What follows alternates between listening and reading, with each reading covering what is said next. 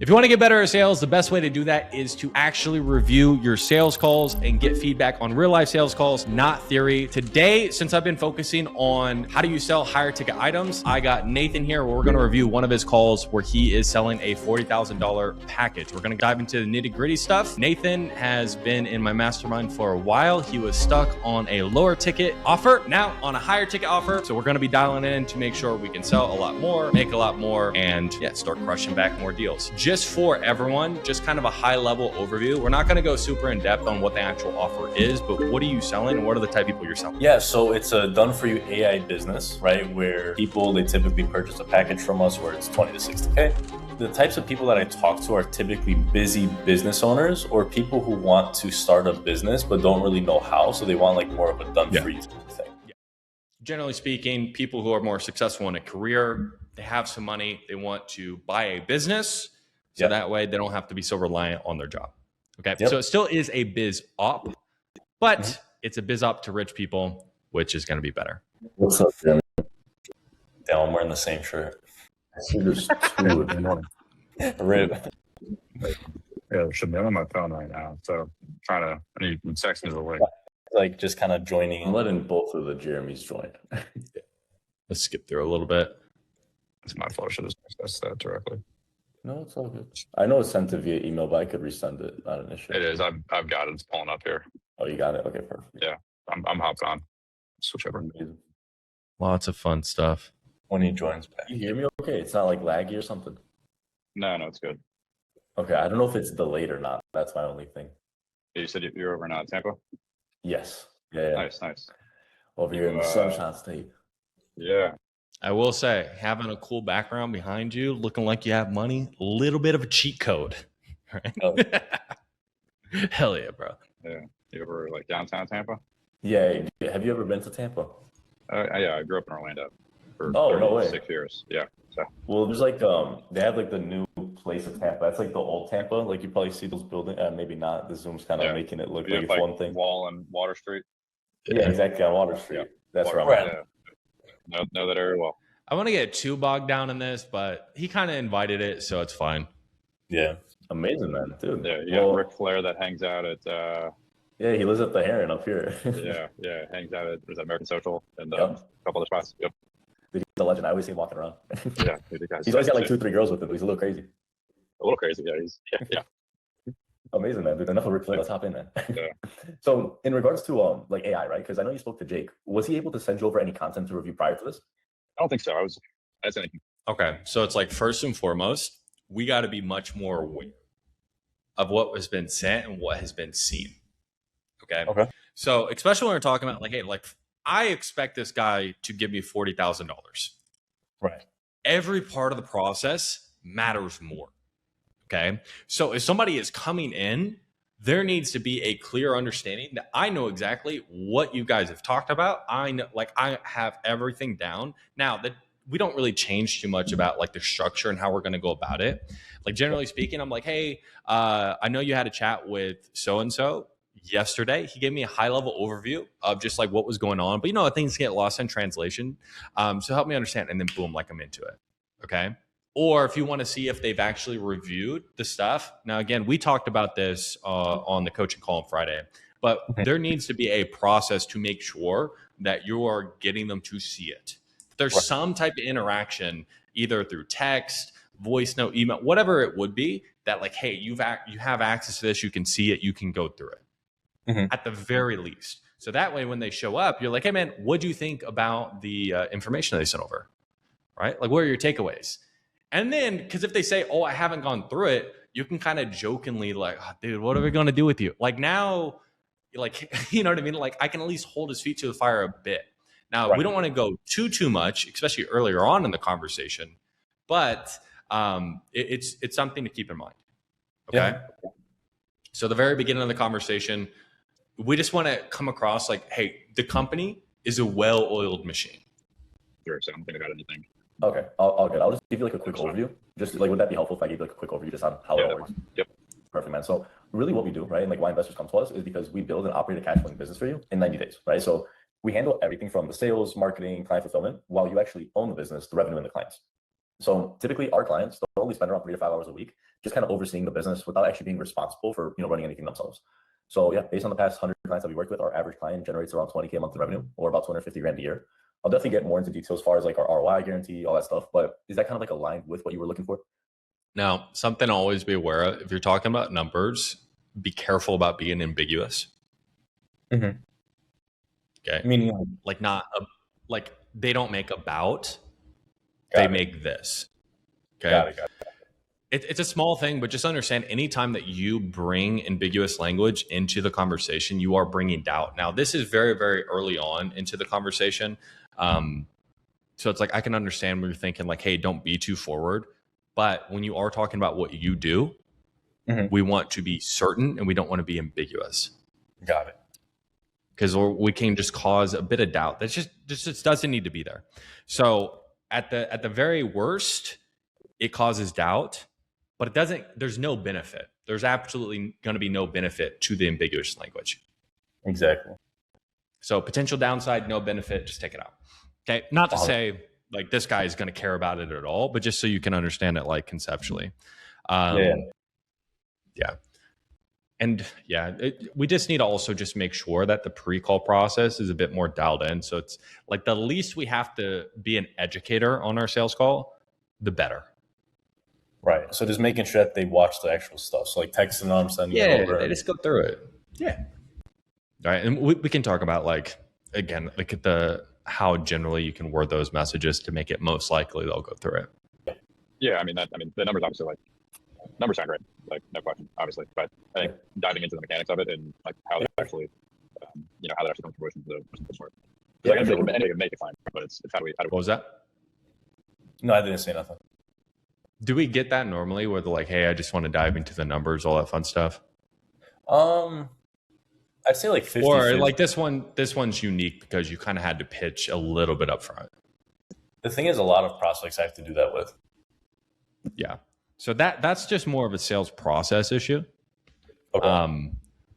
So it's like, it's not too much we can do in terms of our actual like sales structure, like on the call. But just outside of the call, just making sure they are coming to the call with a bit more context. Because again, especially if we're looking for people to pay 20, 40, 60K, they at least need to kind of know what they're going into a bit. To get there, what that look like, all that. Yeah. No, I'll go way more in detail in our presentation as far as like how the money model works, how do we actually get paid, like all that stuff. It'll make a lot more sense there. I just want to make sure it's like, hey, it's aligned. You know what I mean? Because for you, let me ask, right? Like, what even has you looking to jump into an AI business in the first place? Like something more done for you, more passive? I wouldn't even say I'm looking for something passive. 3 to 5 hours a week is for sure doable. Okay. I think the bigger thing for me is looking at transitioning out of my day job, whether it's in 6 months, a year. What do you do for work? So you kind of do two things. I've got real estate that I own and manage. I've got a real estate that I manage software company. Okay. I'm more of a. You're cutting out quite a lot for some reason. Yeah, I can't hear fuck what he's saying. I don't know if it's the AirPods, or maybe you should talk closer to the laptop or something. I think that's better. That's better. Okay. Yeah, the AirPods. So real estate software company I'm on board on. My day job, I'm in lead transformation and RevOps for a PE-backed company in the automotive RV marine space. I mean, it doesn't sound too bad, man. Like most people in your position would honestly just kind of stick with that. Like, what's coming up for you that just makes you feel like like the day job just isn't quite enough? Like, what's telling you that? Yeah, the big thing is I'm in a great spot with my day job. It's just it's not mine. I see. I'm working for somebody else. I'm in a great spot. Like from a work life standpoint, especially with I got Claude involved with my organization, so I got all that approved. Right. So now I've used Claude to basically automate probably 40% of my work. Wow, so you're really leveraging AI. You know the power of it. Yeah, it's insane. So I was the one who got our CEO and CTO sign off on using it, and then obviously I was like, it's going to save me 40% of my time. That was awesome. So, but again, it's just not mine. I'm in a good spot. It's just not like it's not mine. Yeah, no, I mean, it's safe to say it's like a lot of people they're okay with the 9 to 5, but they also want to be their own boss. You know what I mean? So totally hear you. Because let me ask you, man, like besides of course like having your own company, making more money, all that stuff, like what would be the main reason behind working with someone like us to like take care of the business for you? Right. Okay. So it's like we're kind of like jump forward a lot in the conversation. Yeah. Okay. So one thing, and like I want to hear your feedback on this 100%, is like one thing I kind of just like speed through problem awareness because I feel like with prospects like these, I don't want to dive too deep. Two things that I think I should have probed on, and I want your opinion on this, would be when he said like up there at the top, it was like he wants to transition out of his full-time job. I should have probed in on that. And then the second thing would be like the fact that it's not his own, like how's that been affecting him? Right? Yeah. Okay. Yeah. So you like if we just skip or if we go back a little bit. So, but again, it's just not mine. I'm really like I'm in a good spot. It's just not like it's not mine. Yeah, no, Yeah, I mean, it's safe it's to not say, mine, it's like not mine. a lot of people, they're okay with the 9 to 5, but they also want to be their own boss. You know what I mean? So totally here. So a lot of people are okay with the 9 to 5, but why aren't you? Yeah, like, Or yeah, just like instead of you just stating it, like yeah, like some people are okay with the 9 to 5, but I know people who aren't, like you, right? Like I'm making it like obvious. It doesn't need to be talked about. So the reason why you introduce like, hey, some people are fine with the 9 to 5 is you want to take away that this is an obvious conversation, because it's not an obvious conversation, right? Like this dude said he just automates 40% of his work. He makes good money. He's doing real estate. Why the fuck does he want to do this AI thing?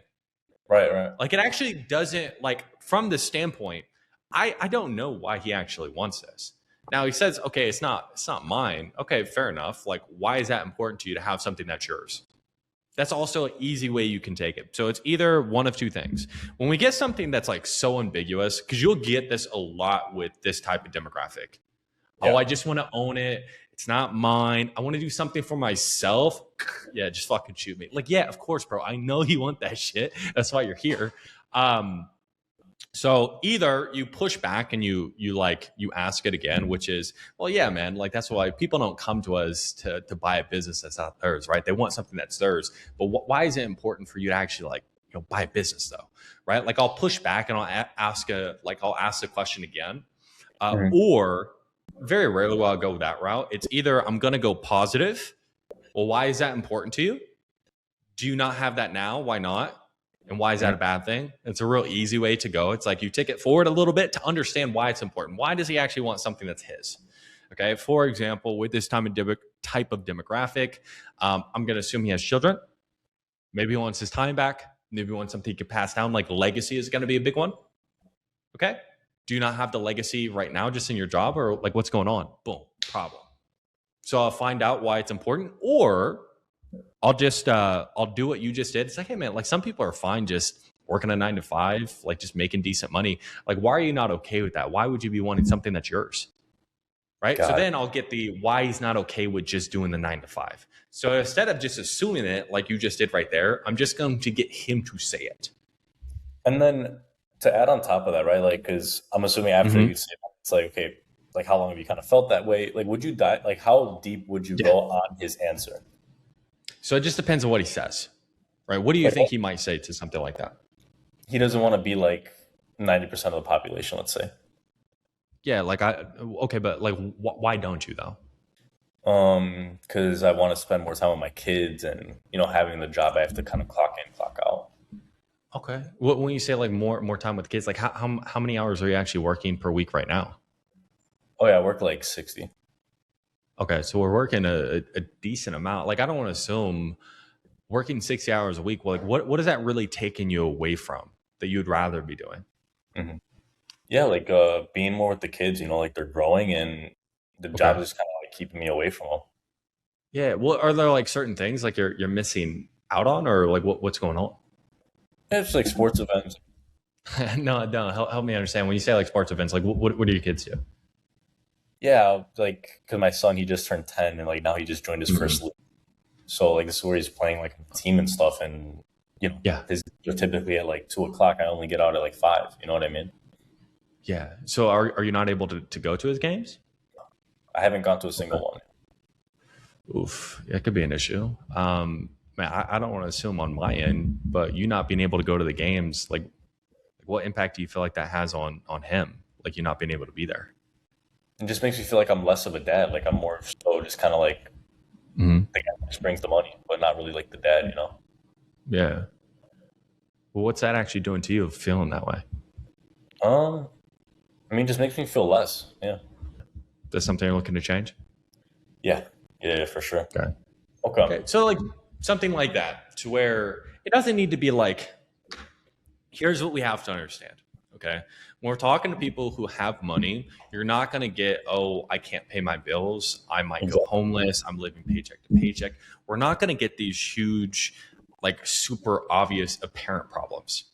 Oftentimes as well, these people have egos and they don't want to give it to you.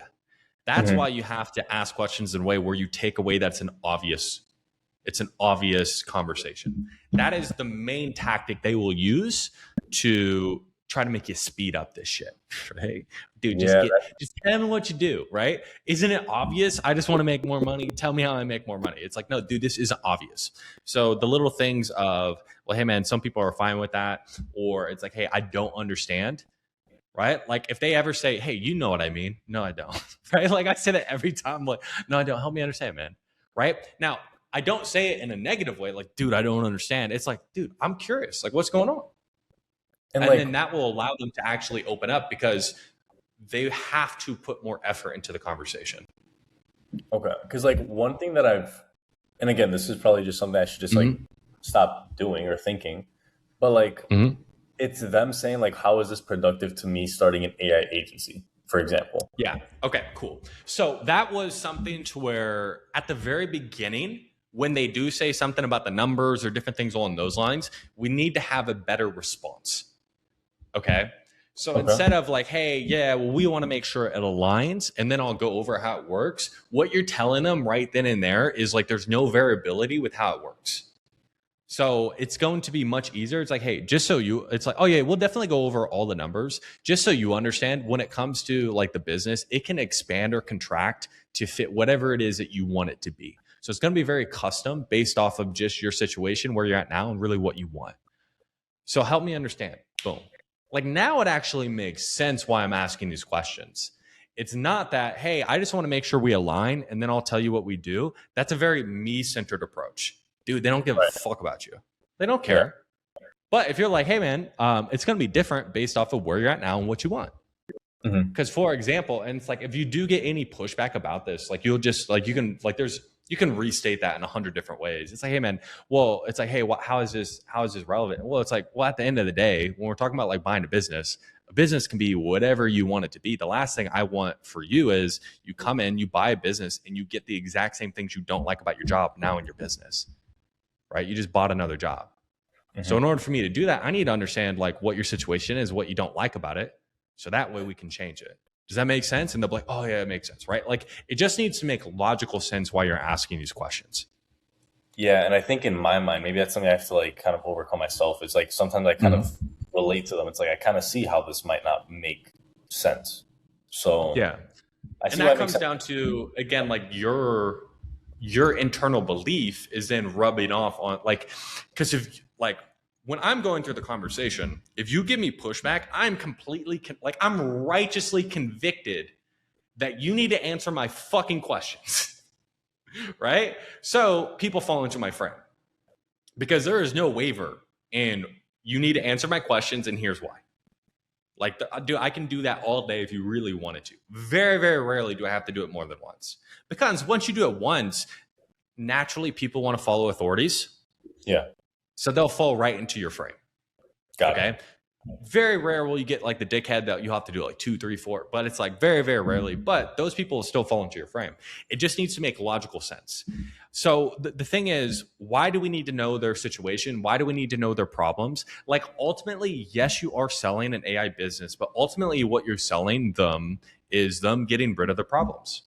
Exactly. Yeah. How can you sell them that if you don't know what the fucking problems are, bro? And it's like, what if you do talk to somebody? Real prime example.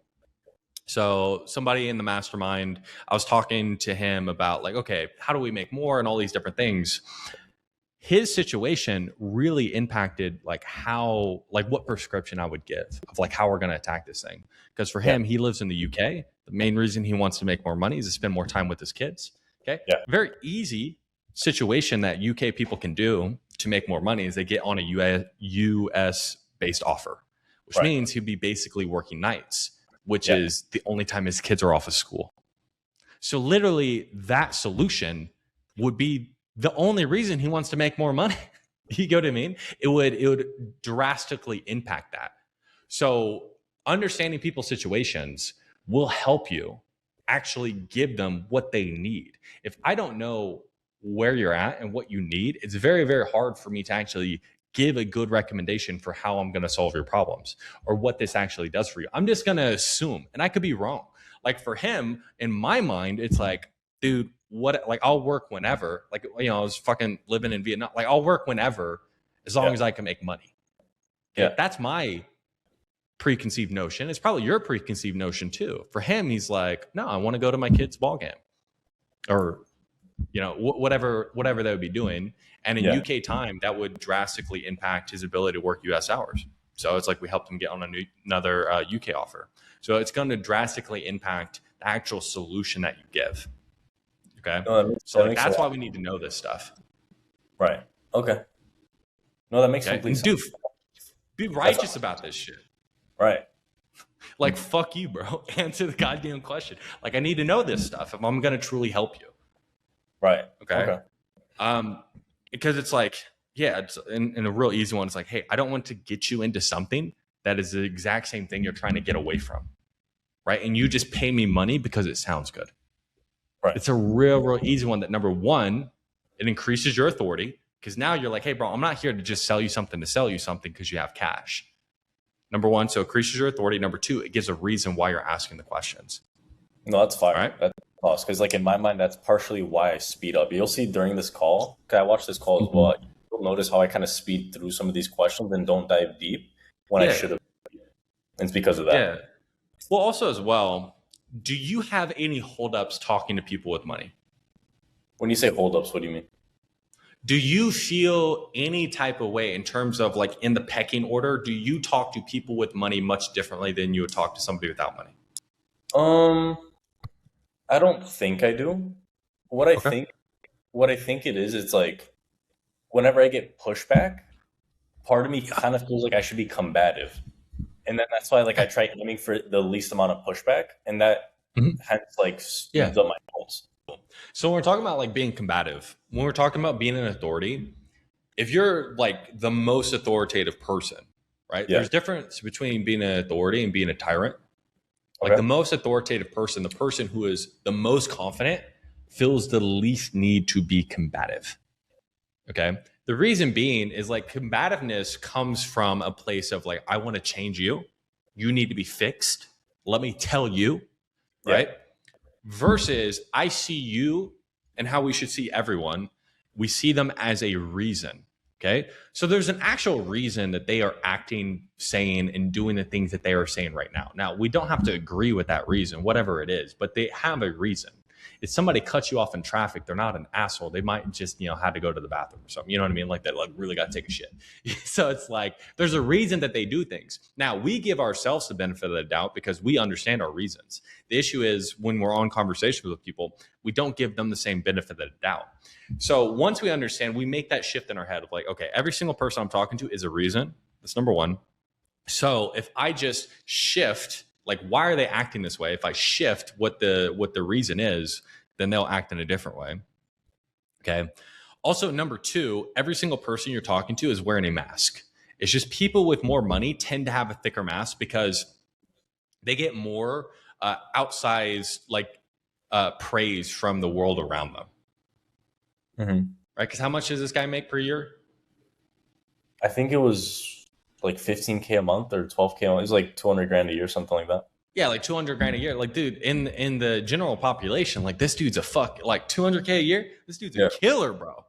Right? So it's like all the people around him, right? Like he gets the respect of like somebody who's like absolutely crushing it. You know what I mean? So they have, generally speaking, a lot higher egos. Okay. So we just have to understand that. Like there is a reason that they're acting this way. So we need to get behind the mask, which is number one, first and foremost, like I don't believe them. People who are making 100, 200, 300K a year are the most full of shit from what I've seen. Just selling these people. The people who are making like, really, really good money, like actually good money, like at least I would say like, 700K, $1 million plus, they tend to have a lot less egos about it because what keeps you trapped making 100, 200, 300K per year is you get to that point and you have a huge ego about it. There's nothing else I have to learn and I don't need to do anything else. Yeah. Right. So like this is something that you just have to keep in mind. Not always the case, but it's a pattern that I've recognized. But what can happen is if you're not making that much money yet, we can kind of pedestalize them a little bit. Yeah. Okay. So it's just being aware of that. Okay. And so we need to take them off the pedestal. Number one, that will allow you to sell more. And then you'll start making more than they do. Right. And then you won't have the problem to begin with. Right. So like at first, before I got to the point where I'm making way more than what that guy's making. So it's like now it doesn't even cross my mind. Like 200K. If I made 200K in a year, dude, I'd be freaking the fuck out. I'd be like, oh my God. But to get to that point, you kind of have to just like destigmatize, making 15K per month. Right. Right. Because like you've hit above like 10K per month. Yeah. How far does that shit go, bro? Not very far. Not nearly as far as what you think before you hit it. Dude, it's the same thing with 20. You know what I mean? I never actually really started to feel like, the quote unquote financial freedom until I was hitting above 50. Right. Now, again, everyone's number is going to be a little bit different, but we can keep these concepts in our mind. Oftentimes people who are making 200K per year, like they're still, with the lifestyle creep that they have, they're still relatively broke. Right.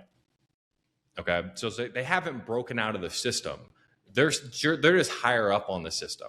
That a lot of the broke people, because in your previous offer, you're talking to a lot of broke people, they have the same problems. They're just like higher up of those problems. Like they've solved the basic ones. They haven't solved the top ones, which would be like time, legacy, like status is also going to be a big one. Okay. So I need to pull these out in order to address them. Okay. So then, because the thing is like the combativeness, I have noticed I kind of do that. Do you think part of it is the fact that I don't feel confident myself, one? But the second part is like when they don't kind of answer it the right way, part of me just thinks they're like retarded. And that's like probably really bad. So then it makes me like, that's probably what gets me like annoyed and then / combative. Yeah. Okay. So instead of like trying to psychologize, because like here's the issue. We can psychologize it to death. Yeah. Right. And it's like, will it get us that far? Like probably not. If we just change the way that we view it just slightly. Yeah. Right. Then that'll probably be the best. Yes, they're retarded, and that's okay.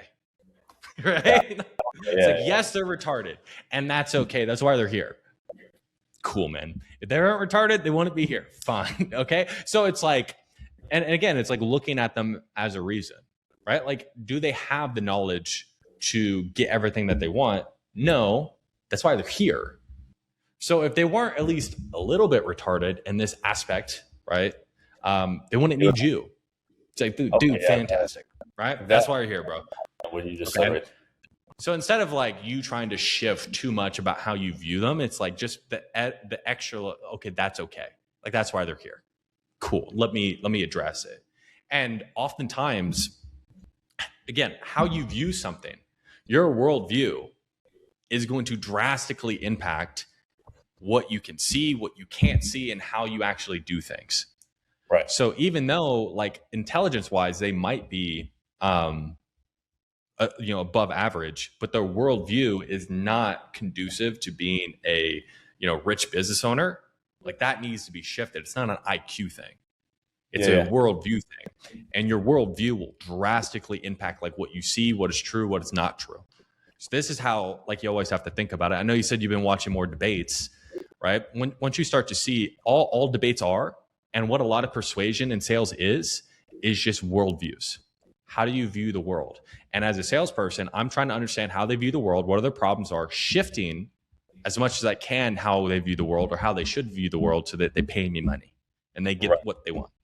Yeah. Right? That's all it is. Okay. So like, that's what we want to take a look at. So when I'm talking to somebody and I hear something that's like, okay, worldview, that's not going to help them. Instead of me just attacking the exact thing they said, I'm going to want to get it behind it and try to see if I can't shift the worldview. Because what you'll notice is people have strong opinions or, strong words with very, very little foundation. Yeah. They'll say something and you ask, okay, well, what's behind that? They don't have a lot behind that. And so it's so much easier to address what's behind it than the actual thing. So that's what I'm always looking for.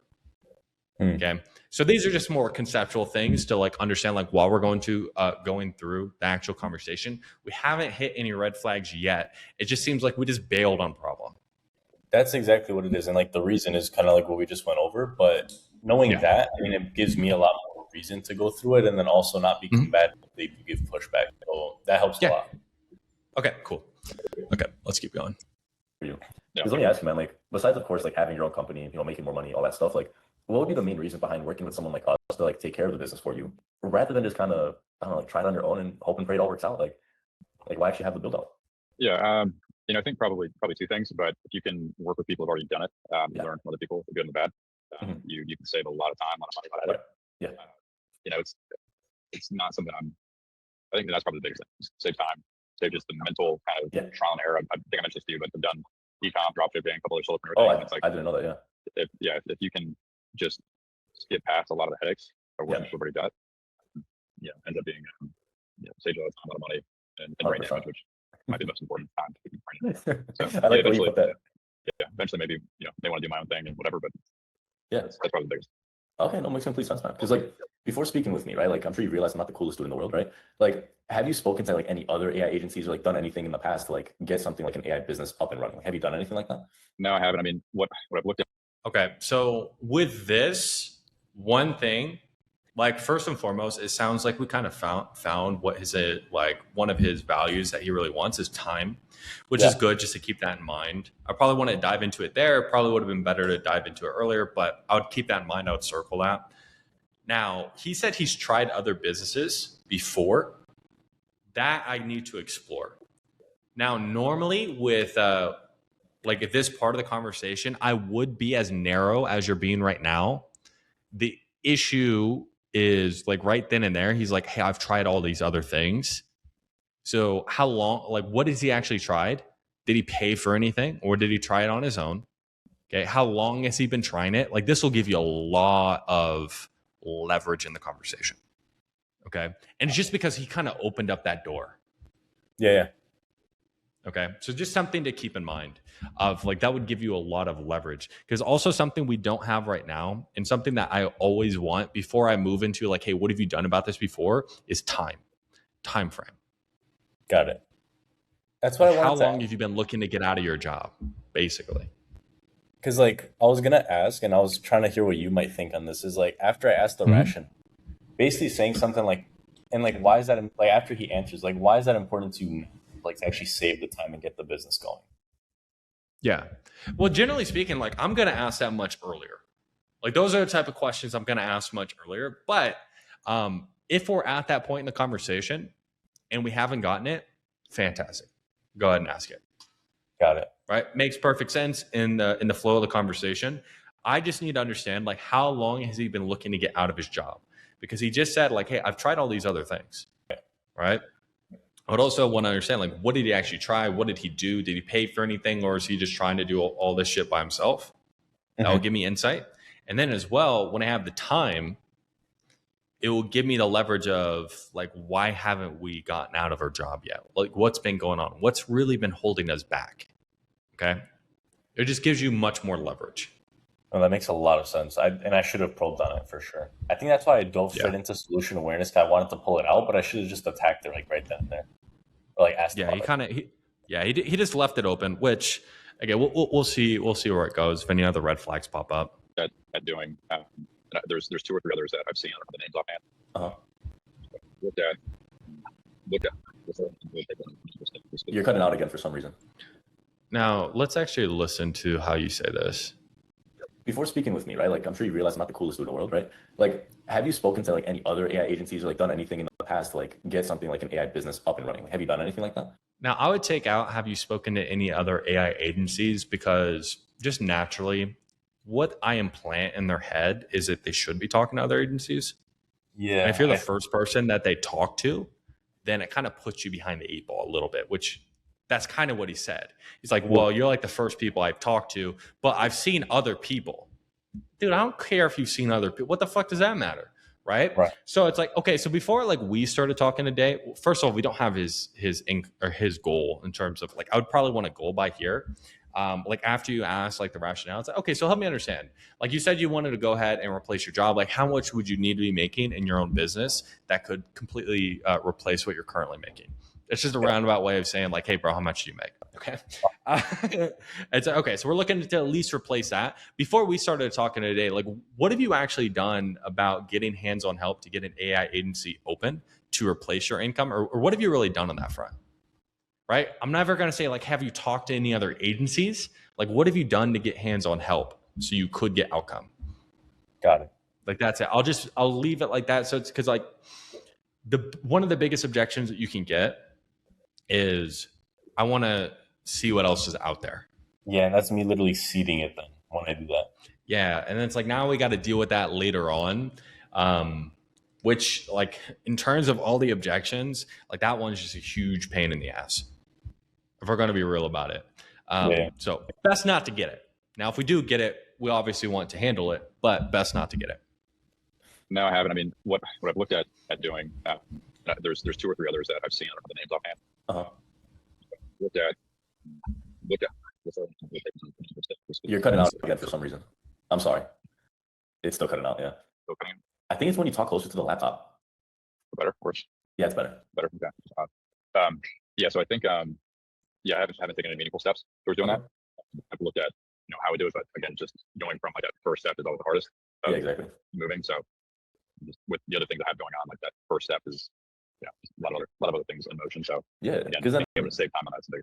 100%. Because then can I ask, like, what's maybe shifted that has you looking to, I guess, like, because you're saying like, okay, what's a big red flag? Honestly, I don't even know what he didn't even answer my question. Really, it was just like he's talking to some stuff. Okay, so let's. I don't know what he said. Did you hear what he said? He has other things that he's looking at. You're cutting out again for some reason. Yeah, he cut out. I think it's when you talk closer to the. Yeah, it's better. Better. Yeah. So I think, I haven't taken any meaningful steps towards doing that. Haven't taken any meaningful steps. I've looked at, how we do it, but again, just going from like that. I've looked at it. First step is always the hardest. Yeah, exactly. First step is always the hardest. Moving. So just with the other things I have going on, like that first step is, a lot of other things in motion. So yeah, because and I have a lot of other things in motion. Would he just give himself a ton of? Basically, like a time objection where it's like not the right time. Just bullshit excuses, bro. Yeah.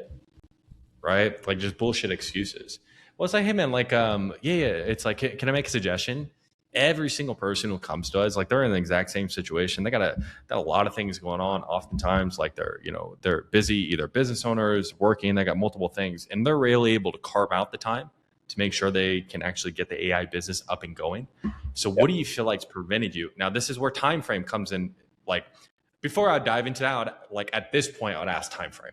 Well, right. How long have you been looking into this? So that way, when I go for it, I have time frame, because time frame is what you're going to use to bash over his head of like, hey, bro, it's been 6 months. Hey, bro, it's been a year. It's been 3 years. It's been 5 years. Okay, so irrelevant. So it would be better if I had time frame. So it's like, what's prevented you in the past 6 months of making the time so we can actually get this AI business up and going? Mm-hmm. So I need to get behind that. He's like, oh, I'm just giving myself a lot of excuses. Easiest way is just to use the comparative frame. All it is like, hey, other people in your situation have figured it the fuck out. Why haven't you? Basically. Okay. Other people who are in your situation have figured out the time aspect and made the time.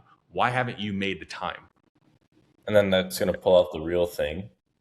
Right? Yeah. Because understand, when I blame time, I'm blaming something that's like ambiguous outside of me, basically. Like the reason I haven't gotten what I want is because of my circumstances, bro. Can't you just see my life is preventing me from doing all the stuff I want to do? It's not my fault. Life is happening to me. It's like, it's no. Why haven't we made the time with what we have in order to do that? I need an internal belief.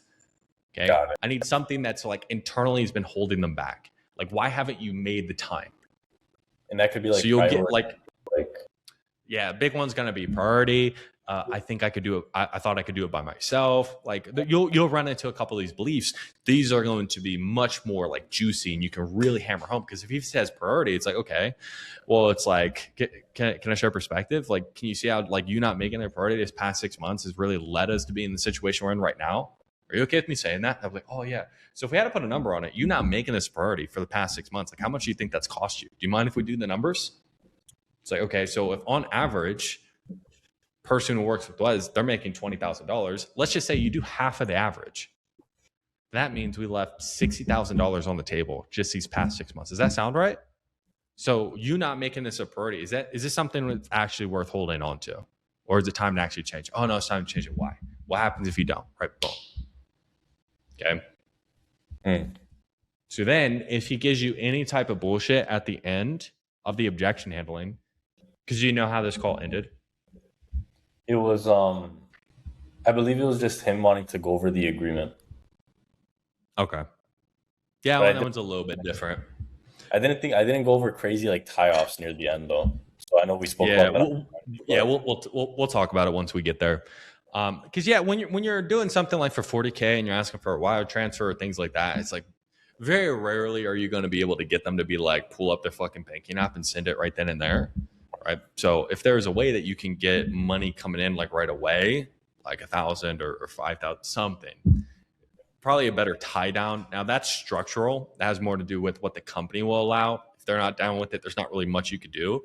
But we just need to get in front of any objections and then see if we could push for it, timeframes, all that fun stuff. We'll get to that when we get to the end. Yeah, fair enough. Time on that. 100%. Because then can I ask, like, what's maybe shifted that has you looking to, I guess, like, because you're saying, like, taking that first step is the hardest. Like, what's maybe shifted that has you hopping on a call, like, with us today? You know what I mean? Not saying you're just starting today, but yeah. No, it's really just being able to jumpstart going from 0 to 1 with that, versus having to go through and be like, okay, well, do I go search for Google keywords on what AI topics, small, medium-sized businesses are looking at, and if you'll build it, okay, well, how I market it, which is probably the easiest piece. Now, also as well, I'd probably be a little bit more direct in your language there. Like, it's a good question, but you softened it a little bit, and there's no reason to. So generally speaking, like how I'm going to ask that question is like, hey, what shifted more recently that has you taking it more serious now? Okay. Because like number one, I never want to validate that the call is taking a step, right? Because when you're like, okay, like you're what can happen, right? Is like, you're like, oh, so time to make a change. Oh yeah, that's why I booked the call. It's like, no, the call is the bare minimum of even looking at taking a step. I can take a look at a gym. It doesn't mean I have a six pack, bro. It's like, no, it's like, you got to actually, do the plan, whatever it would be, buy the membership. Just looking at it is not a step. That's the bare minimum. Okay. So it's like, I don't want to validate that too much. Mm-hmm. And then as well, you also be like, oh, I don't want to say you've done nothing. Bro, he has done nothing. Right? You know what I mean? Like me passively, like, dude, I've passively looked at $100 million yachts. Have I taken actions to buy a $100 million yacht just because I've looked at it? Like, no. Right. Like just looking something up on Google or like, kind of passively in your free time, looking at a few things, like this isn't really taking action. Mm-hmm. So again, I don't want to validate too much because what are you going to ask them at the end of the call? Okay. We need to move forward and you need to, drain your bank account and give me your money. Okay. So if we validate them too much, there's not going to be that friction. Okay. So there's a fine line, but there needs to be internal tension for him to create urgency to move forward. Now, what is the internal tension around? I don't like my situation and I haven't actually done the things to get out of that yet. So the internal tension tells him, well, I need to do those things. I need to take the action to get out of my situation, right? I need to buy. So that's the internal tension that he needs to feel. Mm-hmm. So if we softened it, then he's just not going to feel it as much. Okay. So it's just something to be aware of. Again, like most of the time it's going to be a negative and there's no upside to doing it as well. So if it's just really, like, it's one of these things where it's like, is it going to be the end all be all? And every single conversation, like, dude, if you say it like this, there's no way you can close. It's like, no, but you can only get negative consequences. There's no positive to you doing it. Of me like softening it is what you're saying. Yeah. Like you soften it or validating too much. It's like, there's no positive, but there is negative. So just take it out. That goes back to me saying like, I want the conversation to be like kind of easy breezy where it's like, there's not a lot of pushback. So 100%. You're right. Yeah. At least for me. basically reverse engineering the business Yeah. is the piece that's just through trial and error that, if I can jumpstart that process, like that's a big. Yeah, that's the biggest thing, 100%. And like with those other companies that you kind of like dabbled with, I guess what's maybe prevented you from just like starting with them? Like, was it something you didn't like? Like, what happened? Yeah, I haven't talked to him yet, Okay. to be honest. So the main people Steven was you guys. Okay. So when I go feel for what you've got. Damn, you're right, bro. Again, I literally haven't did, talked to him yet. and I seeded it. Oh, that hurts Yeah. my chest. Oh, yeah, fuck. Wow, that's And that means he has to talk to him. Shit. Okay. Now, sometimes we are going to run into this regardless of what we do. At this point, I hear this language. I need to understand differentiators. Okay. No, that makes sense, man. Now, let's just say, you have those conversations and they're around like they do this pretty much the same stuff. They're fairly similar when it comes to price. For you, what's going to be the differentiating factor? Like, how are you going to decide? Okay. So it's like, I need differentiators. Now, also depending on if he is going to talk to other businesses, and it's like we can't overcome that objection. There's stuff we can do at the end. We just need to make sure we're the last person they talk to. exactly. Okay. Because it's like also something you got to keep in mind. This is something that is going to come up a lot more frequently when you are talking about much more expensive packages, is people just do shit because they think they should do shit. Mhm. When you're selling something for $3K, it's like, okay, you can get them like, boom, like just fucking give me your card. But when you're selling something for 40, people have preconceived notions of like, oh, I need to shop around. I need to do this. I need to like, they have all these preconceived notions. Now they have no foundation for those preconceived notions, which is great for us because we can poke holes in it and overcome it. But just understand that they are going to have these preconceived notions more often. So I'm going to do everything in my power to not trigger it and make sure I address it when it comes up.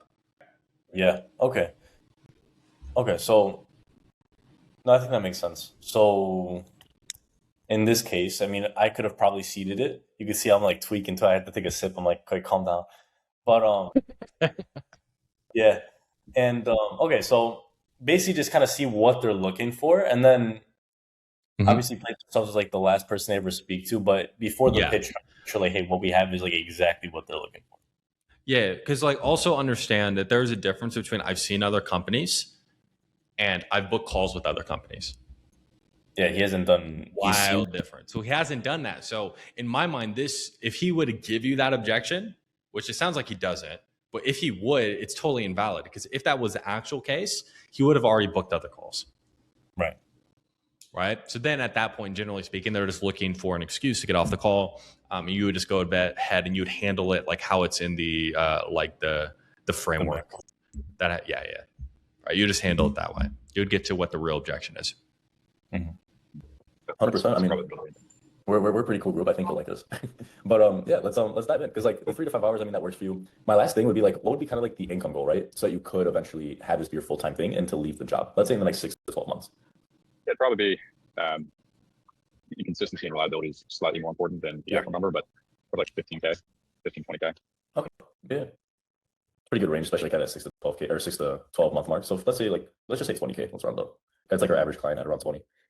Well, okay. Yeah. Let me walk you through. I think you're a great fit as far as like what you're actually. Okay. So even with this, right? Like we don't have future pace. We don't have consequence. I know you said, so the biggest thing is you've kind of just been making these calls like easy breezy. Now, the downside to that is like, where's the urgency? Okay. And how can I customize what I'm doing to what they have and what they want? So even if we just like for you, for example, if we make problem a little bit more hard hitting, we take out the softening language. And before you move forward, it's like, hey man, is this something you're actually looking to change? Or, hey man, is this something you're ready to take seriously? Like you're still like, ultimately you're qualifying them too, because the way they, at least I understand this business model is like, basically you guys become partners. Okay. It's like, I need to make sure you're in this, dude. So like, that's what I would use like on the frame. So if you've, I don't think I might need to post one. But like in the calls that I'm on right now, or I'm helping people like open up a sports facility, it's kind of, it's not quite the same thing, but, we help them open up the sports facility. We do all done for them. Like I let them know, it's like, hey man, we have 100% success rate because ultimately this only makes sense for us if we partner with somebody for the long term. Yeah. Right. That's why I'm asking these questions. Like, that's the frame. Okay. You wouldn't use that at the top of the call, would you? I definitely would. Yeah. Yeah. Bro. Okay. I think I need just like, yeah. Okay. Yeah. Yeah. Now, some of it is just going to come down to how much education they have coming to you. If they have more education, I feel the less need to use a frame. If they have no education, they have no framing of what this is or what the conversation is going to be about, then using a bit of frame. But it's going to be something that's super easy breezy. Okay. So it's like for that call, for example, it's like, hey man, just so you understand how these calls work, my job is just to really make sure that since we partner with you for the long term, that this makes sense for both of us, right? Because it's going to be custom based on your situation. So it's really just understanding where you're at, where you're looking to go, and then see like what those next steps would look like. Does it make sense? They're like, yeah. Okay. Help me understand. Like what would even have you looking to open up a sports facility in the first place? That's how I start all the calls. It's like, hey, you know, the normal pleasantries and then that frame, and then I go right into it. So it's just simple, easy breezy. But then also is that one as well. It's like they don't come in with a ton of education. Right. Okay. Of terms of exactly what it's going to be. You know what I mean? So it's like they don't know how these conversations exactly are going to go. Versus when they're like hopping on for like a coaching program, for example. It's a much more straightforward conversation. So I feel a lot less need to add in a frame. Especially if you are hopping on calls right now and they're like, how the fuck is this relevant? Yeah, that's what I was thinking. Like a frame would be super useful to put at the top. Yeah. So it's like, again, when we're talking about like the different things, it's all contextual and it's all about like tools. These are his tools to get outcomes. So it's not that frames in every sense is always going to be wrong. It's just contextually in most conversations, it's not going to be needed, and it can be even harmful in some ways. Okay. But in certain situations, on certain conversations, if they're coming in, they don't really have a lot of context on you, the company, what this is going to be. Like giving them a little bit of insight of why I need to understand your situation will just help them fall in the frame easier. Yeah, okay? No, that makes complete sense. And this will also help you, especially as you're getting more comfortable, like probing, pushing, and getting these answers out of people that are, you know, have a little bit more money. It'll also help you as well. Okay. So it like, could I conduct the conversations without using the frame? It's like, yeah. Right. And you could too, but just understand like there are sometimes you're going to get pushback and you're going to have to say the same things anyway. So might as well just preempt it. So it's just getting in front of like the objections. Okay. So I'm going to shoot past. Could I ask, like, while you're kind of like looking after that, like for an offer like this, like, would you do future pace and consequence? Like what would that, it's like, how would you go about doing it with someone like this? Or like even for your sports one, like how does that even look? Yeah, and I'll look. I'll see if I can't get one uploaded. Okay, so generally speaking, people, if they don't have a time or they don't have a reference of what they can make, I would show them something. So, for example, on these the sports facility offer, we run projections for their area and their sports facility, right? So we have like 5-year projections for their area. So I go, hey, these are the projections. I explain it a bit. Maybe it takes like a minute. So, and then like I unshare the screen. So I share it, then I unshare it, because if you just keep the screen up, like what will happen is people kind of zone out and they'll just stare at the screen. Yeah. Okay. So I don't want them to do that. So I'll share it, then I'll unshare it. And I'll be like, okay, so help me understand, man, like you being able to get to XYZ, at the end of the day, it's just numbers on a screen. Again, we want to make sure you're in it for the long term. Like what difference does that make for you? So it's the same thing. I just frame it slightly different. Different. Okay. Like I'm bringing back up like, hey, why I'm giving a little bit of a justifier. And it's like, oh, like this, and this. And then like, I'll go run through it, consequence, all that fun stuff. If you can get future pace, then you can do consequence easy.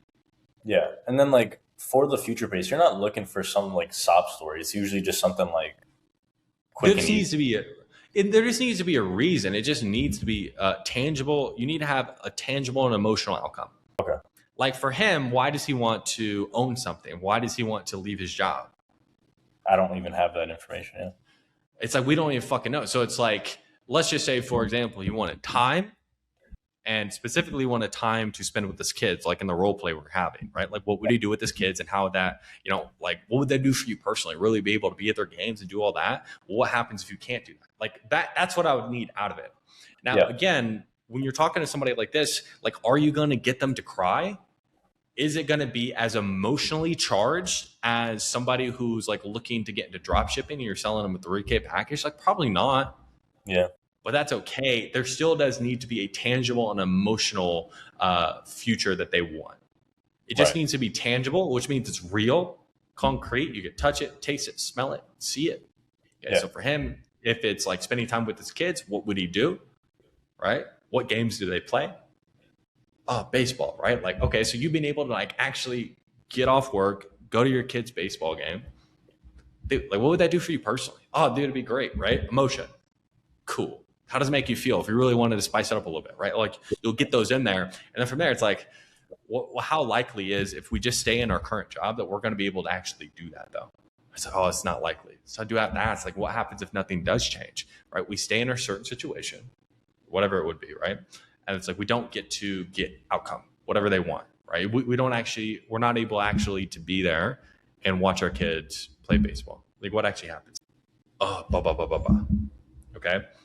Now with these people in particular, generally speaking, before I go into consequence, I'm going to be much, much, much more likely to use an analogy or story first. So that way I just wanted to get less of the pushback.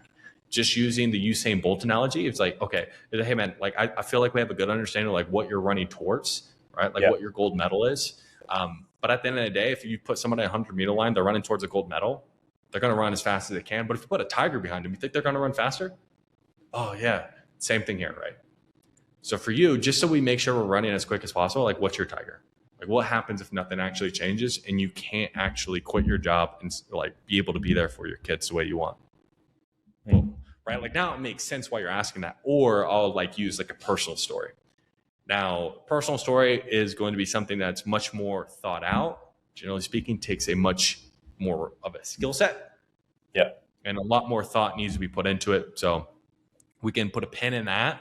Maybe potentially once we get much more information on the types of people we're talking to, what their objections are and how we can speed up the conversation, we can add in a personal story that addresses those things.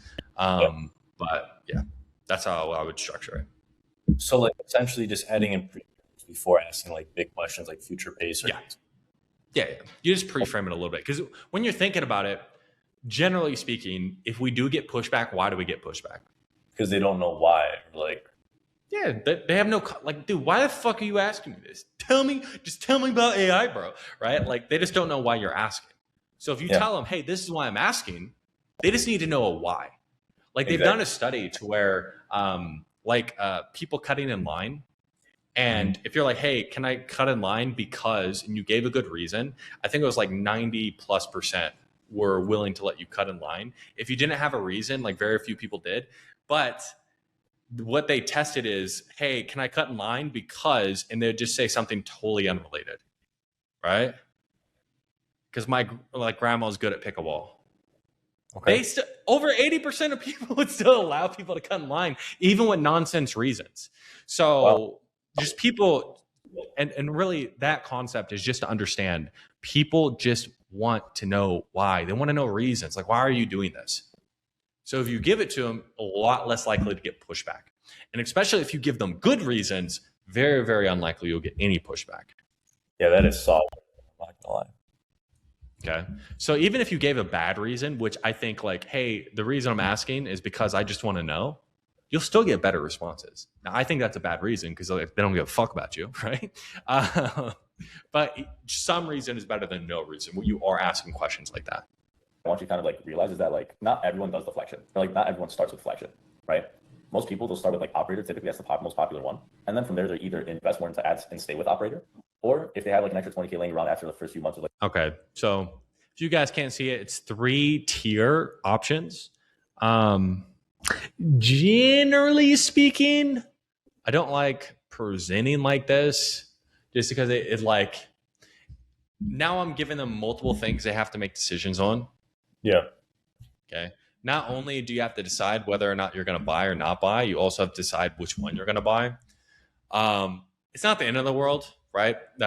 This is more of like a menu style thing, which I've seen work well in more like the commodity space, but I don't know how well it works when you're talking about like very high, you know what I mean? So, I'm sure it's effective to a certain degree. Generally speaking, like what I would do is at the very beginning of the pitch, if I don't know which one, like for him, he wants something that's like 15.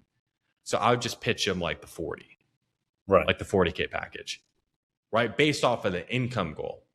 And then if it's like we run into anything, it's like, hey, we do have like higher and lesser, right? That can give like different, like the average MRR that we're able to get you. Mm-hmm. So it's like you can give that, but since what you told me was this, I recommend this. So it's like, this is my recommendation. It's one thing. It gives you everything you want. It just makes it simpler. I want simple at the end. I don't want a ton of things up in the air.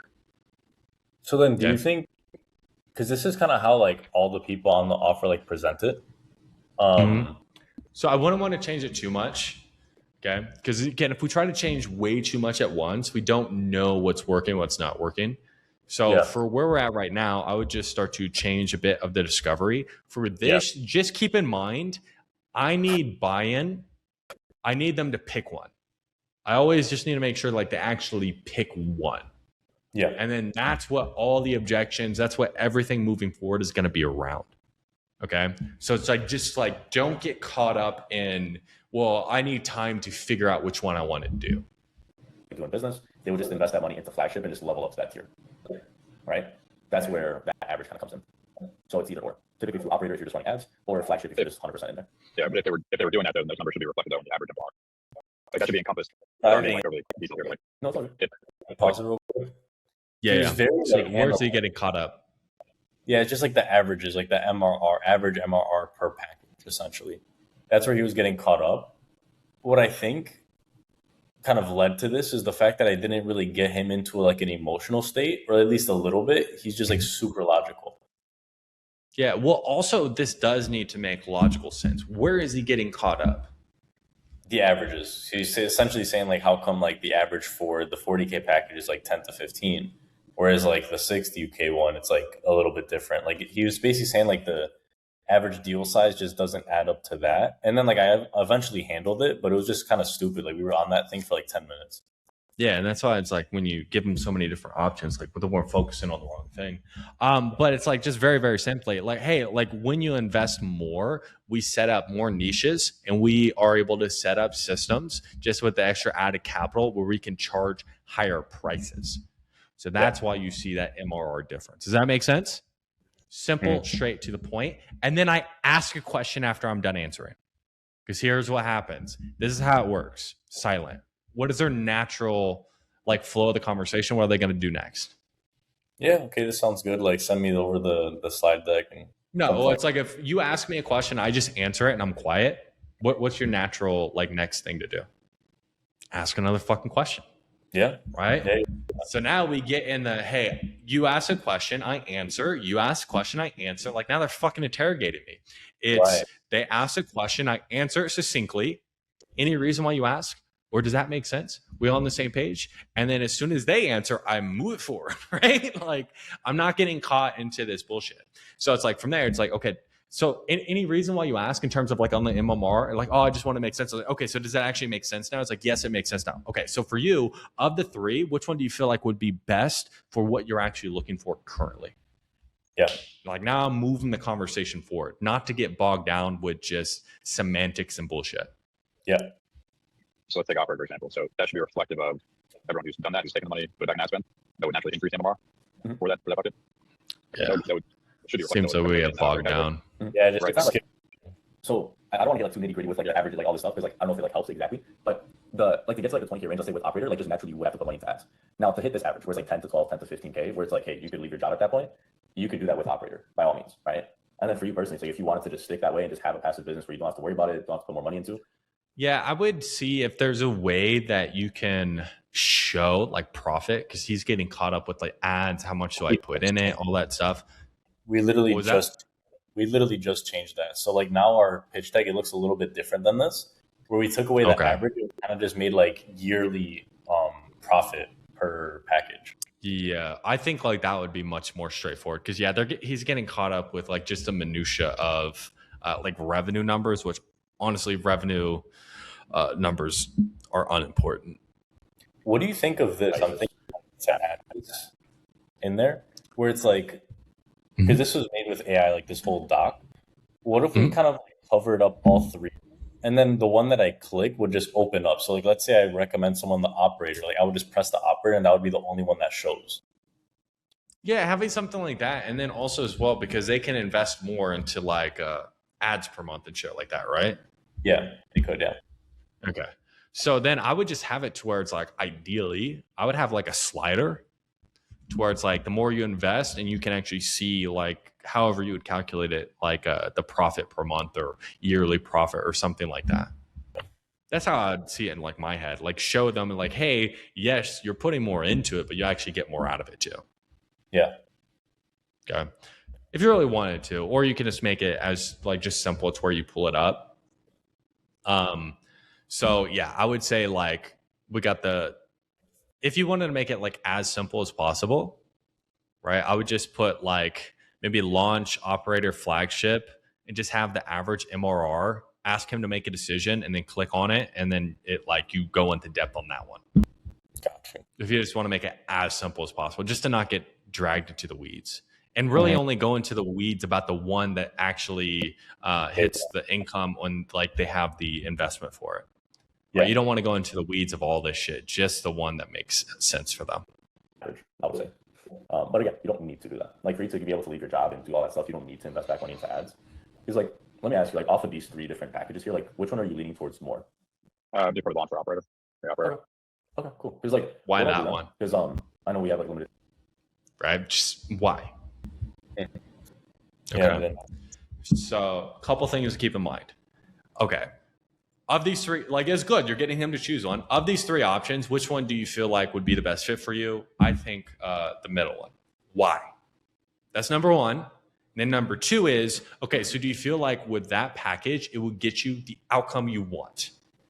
Okay, so do you feel like with that one, it would get you to the point where you can actually, leave your job and start to actually own something for yourself? Yes, I do. Okay, why do you feel like it would allow you to do that? Because of this, and this. Okay, that makes sense. Then I'll go over what next steps are. Okay, so the next steps are pretty simple. Here are the next steps. Right. How do you think we should go next steps? Because if we watch this, what are the next steps? Yeah. So typically it's like reviewing the contract, making sure it looks good, and then taking care of the investment and starting. How do they take care of the investment? Usually it's like one time. Usually, like like just send a wire of 40K or right. Okay. Or we could do like a deposit and then kind of like go into it. So ideally, now again, this is something you can test. I would go for the deposit and then the wire, but let's just say it's just like the wire. It's like, okay, so the next steps are pretty basic. If that's the package we'd want to go with, we would go ahead and you'd get that wired over. As soon as that wire hits, would get you on an onboarding call so we can do A, B, and C and really make sure we get the business up and going. Does that work for you? So I don't even mention the contract. No. Like you can mention it, right? Like, so the next steps are pretty basic. We'd go ahead, you'd wire this over, right? You would authorize the agreement and then we get you set up with the onboarding. Like you can mention it. It's like, it's not something to where it's like, it needs to be this big, long drawn out thing. Yeah. Now, if they bring it up, like, okay, cool, I'll go over it with them. Okay. But you just need to understand, like, hey, can you do that? Those next steps work for you. So what's the sense of talking all about the contract if they're like, oh, yeah, I'd need to move things around? Like, for example, like, okay, the next steps, you got to wire 40K. Yeah, I need to go ahead and do this, and this to get the money together. Then I can wire it. It's like, okay, at that point, I know there's no way that he can wire it for the next week or whatever it would be, right? So now I'm not needing to do certain things. Like at least I have a time frame. Yeah. And I know what I'm handling. I know what I'm addressing. Okay. So it's like, I know right then and there, like, okay, he's not going to be able to wire this tomorrow or later today or however it would be structured. Yeah. So I just need a little bit of a lay of the land, which is you just need to ask the question. Yeah. It's like, Okay. does that work for you? It's like, oh yeah, I could do it. It's like, okay. And just so I'm available for you in case you have any questions or anything like that, when would you be able to go ahead and make that wire? Just between now and the next few days. Okay, get time frames. If they're like, oh, well, I have to do this, and this, it's like, okay, what do you mean? Do you have it right now? Okay, like money aside, would you go ahead and do it? Like now we're in a money objection, like we're handling that. So it just depends. So I always need to ask for the sale. I need to know, bro, can you do this? Right? Yeah. Okay. That's going to flush out what those objections are.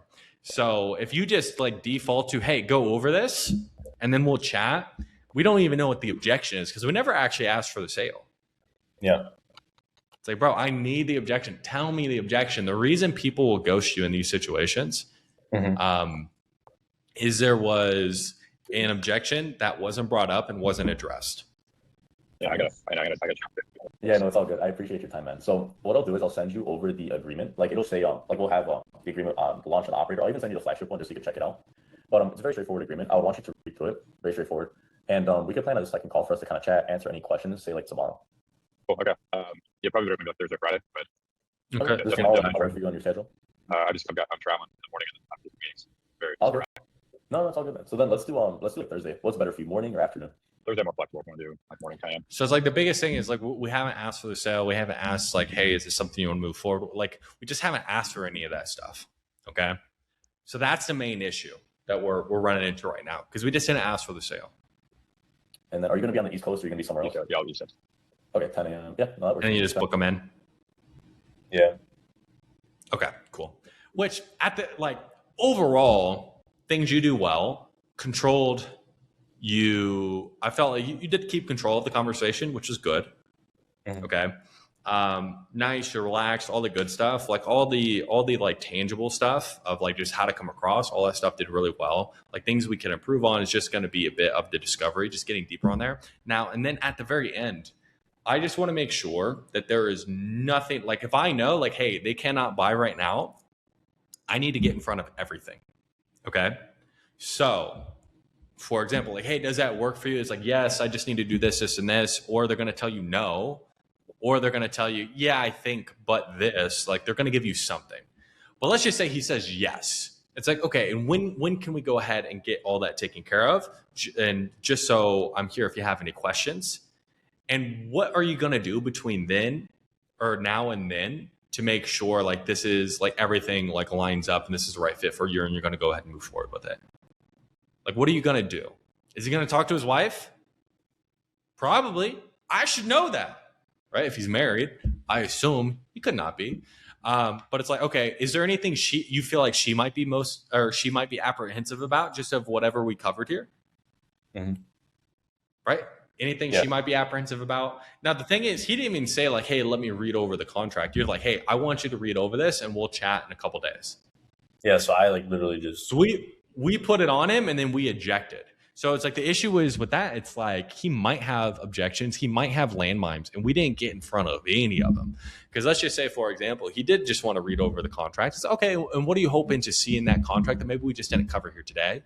Right. And let's just say like the contract, you know, it says exactly what I said it's going to say, right? It's pretty straightforward. Like I was telling you, once that looks good. Is this something we're just going to go ahead and move forward with?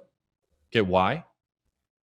And is there anything else that you can see that could come up that would put a hold on this just in case I can send over anything to you, right? And is there anything else you feel like you would really need to see to make sure like this is a no-brainer for you, right? Once I understand like, hey, I can't sell him right then and there, I'm getting in front of everything, bro. Is there anything that could be holding you back? What do you need to see? How do I make this a no-brainer? I'm getting in front of all these objections. So then you can be much more structured with your follow-up because you say like, hey, bro, how do I follow up, right? How do we follow up is like, I need to know what, if anything, they need to see. What, if anything, might be the holdups on the actual, like them buying, right? Then it makes your follow-up super straightforward. No, that makes complete sense. No, it makes complete sense. It feels like not hopping on this specific offer, but it's like I haven't been doing like the specific things that I should be. For example, getting a problem, consequence, future pays, and even just asking for a sale, which seems crazy. Yeah, I think I'm seeing kind of how some of the other closers are doing it on this offer, and I don't think I should change how I do it. So Yeah, and always something to keep in mind. Like people have different strengths and weaknesses. So if Yeah. you don't have the same strength and weaknesses as someone else, like just totally copying what they do, is not always going to be beneficial. Now, if you have other people who are on the offer and they're selling it, listen to their calls and take the good things that you can implement yourself and apply those, but then also make sure that you are leaning into what your strengths are. Because, for example, like if somebody else is on the team and they're a much older guy, they just lean into being super likable, right? And like they just have a bit, like they have a lot more of that charisma. And it's like you're a younger guy and you can't really lean into that as much. It's like you're going to be pretty hard pressed to be able to sell just like them. Okay. Yeah. So something to keep in mind. That makes complete sense. Okay, cool. So do you have any other questions like on this offer, what we went over, or anything else you want to dive into? I think that made it very clear. I feel like I know exactly like what I need specifically to kind of go over. One thing I would maybe want your opinion on would be like my script. I guess that's like a question if you would want to like take a peek at it. I don't know if you want to do that on this call or whatever, but to make like a script that I could just kind of study back to back to back to get the word tracks down. I mean, I think that would be yeah. We'll put something together. We can just in this recording here, leave your biggest takeaway in the comments. I'll see you guys next time. But hopefully this has been good. I'll see everybody next time. All right. Yeah.